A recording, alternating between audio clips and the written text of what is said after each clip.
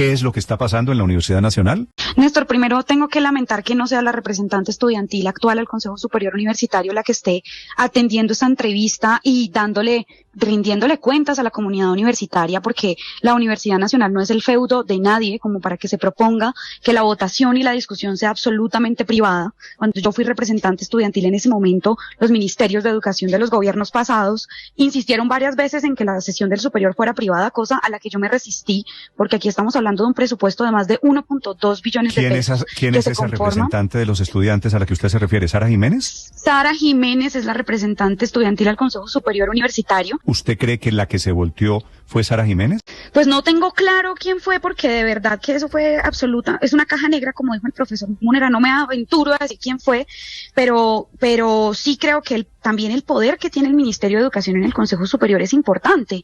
Como en gobiernos anteriores decíamos que la ministra... Sara Jiménez está, por si las dudas, diciendo, aclaro que mi voto fue por el profesor Munera, pero si votó ella por Munera, si los representantes del presidente Petro, la ministra y los dos delegados votaron por Munera, ¿por qué ganó el otro?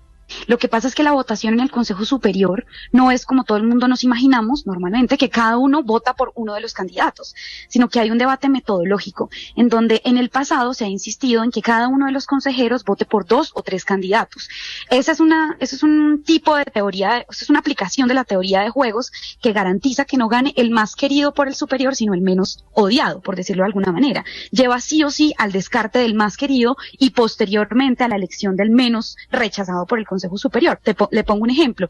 Si Héctor Riveros, Néstor Morales y yo somos integrantes del Superior, sí. Néstor ama a un candidato A, Héctor ama a un candidato B y yo amo a un candidato C, pero hay un candidato D y nos obligan a votar a todos por 2 candidatos, es posible que muchos de nosotros votemos por nuestro candidato preferido como primera opción, pero también por el candidato D como nuestra segunda opción.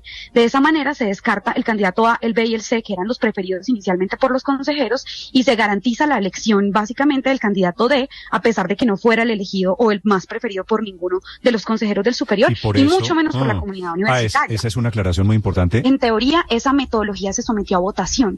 Entonces, desde el principio, cualquier persona que votara por esa metodología tenía que tener claro que Munera iba a ser el primer descartado. Y yo tuve la posibilidad de conversar con la ministra de Educación el día antes de la elección y le conté sobre esta metodología, porque pues yo siempre me opuse a que el Consejo Superior eligiera una persona diferente. ¿Quién se inventó esa metodología? Pues no sé quién se la inventó porque está en la teoría de juegos y en la bibliografía, pero sé que en el Consejo Superior, yo sé que esto es teoría, yo sé que esto es teoría de juegos, pero ¿quién la llevó como método de votación al Consejo Directivo de la Nacional? No tengo la claridad, porque yo fui representante en 2 ocasiones al superior, pero allí pues siempre me abstuve y no participé de esa lógica, pero tengo la impresión de que pudo haber sido propuesta por el representante de los exrectores, el doctor Ignacio Mantilla. No tengo esa certeza, lo quiero aclarar, pero es una metodología que se ha propuesto en el pasado, y esto es importante, Néstor, porque yo creo que Leopoldo no era el candidato de Petro, era el candidato de la comunidad universitaria, y era un deber de la ministra de Educación oponerse a esa metodología, siendo quien preside el Consejo Superior Universitario. Y no solamente hablo de votar en contra de esa metodología, sino de ejercer una actividad mucho mayor de persuasión con el Consejo Superior, de manera que esa metodología no se utilizara, porque estoy segura, porque yo tuve la posibilidad de planteárselo, que el resultado iba a ser lo que terminó pasando, y también hay una responsabilidad importante, no solamente de la representación. ¿Se lo advirtió a la ministra de Educación? Le dijo, por cuenta de la metodología puede pasar lo que pasó. Sí. ¿Y ella qué le dijo? Sí, en la discusión pues como que tomaba nota, que listo, o sea, porque ella me preguntó qué opinaba yo sobre el voto privado público. De entrada, yo creo que eso debería ser público, especialmente de parte de los representantes estudiantiles, profesorales y delegados y delegadas del gobierno nacional.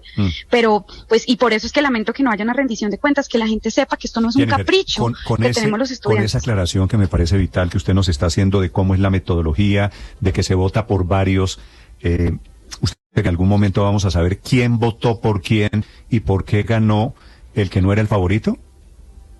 Para mí el debate no va a estar en quién votó por quién, sino quién votó por aprobar esa metodología. Porque al final, si se aprobaba esa metodología, pero fruto de la metodología correlación se ha usado desde hace rato, no es una metodología para esta votación, ¿o sí? Pero pues en mi caso, cuando yo estuve en el superior, yo siempre me opuse a esa metodología y no está definida en la norma. O sea, es una discusión que el Consejo Superior puede definir en su libertad cómo va a elegir o qué metodología va a usar para la votación de sus consejeros, sabiendo siempre que esa metodología nos va a llevar al segundo más preferido y nunca al más preferido, que es un asunto crítico esta vez que teníamos es que Néstor, eso es lo importante, por primera vez teníamos la expectativa de que el Consejo Superior Universitario acogiera el resultado de la consulta, porque siempre los 3 votos del gobierno en el pasado pues se oponían a que se acogiera la consulta. Esta vez, en teoría, los 3 votos del gobierno se pusieron del lado de la consulta, y si sumáramos la representación estudiantil y la profesoral, tendríamos 5 votos de 8, y por eso la frustración es tan grande, y por eso debe haber una mayor transparencia y una rendición de cuentas. A mi parecer, ya hoy como estudiante, quiero aclarar que yo soy muy respetuosa del movimiento estudiantil, del cual yo ya no hago parte, pero es mi percepción como egresada. ¿Por qué no les gusta el doctor José Ismael Peña, que es el rector? Bueno, en principio porque no fue el que ganó la consulta, y es que la brecha es arrasadora. El profesor Leopoldo Múnera sacó alrededor de 760 votos en docentes, mientras que el profesor Ismael Peña, siendo parte de la administración de la rectora Dolly Montoya, sacó 230 votos en profesores. En estudiantes, el profesor Leopoldo sacó 9.900 votos, mientras que el profesor Ismael Peña, si no estoy mal, alcanzó 1.200 votos, de nuevo teniendo parte de la administración, y en egresados es mucho más arrasadora la diferencia. No es solamente por una crítica al profesor Ismael, a quien yo respeto mucho, pero igual tengo que decir que no es un capricho. Estamos hablando de quién va a tomar las decisiones de la universidad.